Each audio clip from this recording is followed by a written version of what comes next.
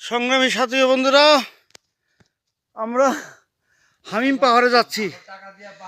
আমরা টাকা খরচ করে বাস নিছি। বাস আমাদের হামিম পাহাড়ে যাচ্ছি। 6 কিলো 11 কিলো পাহাড় অতিক্রম করে যেতে হইতেছে। দেখেন এদের অবস্থা, সব ক্লান্ত বসে আছে, কিন্তু শখ তারা হামিম পাহাড়ের ঝর্ণাতে গোসল করবে।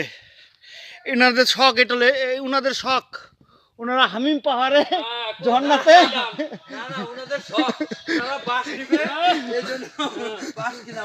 হ্যাঁ, এইখানে 47 জন লোক সেদে বাস নেওয়ার জন্য তারা হামিম পাহাড়ে যাচ্ছে।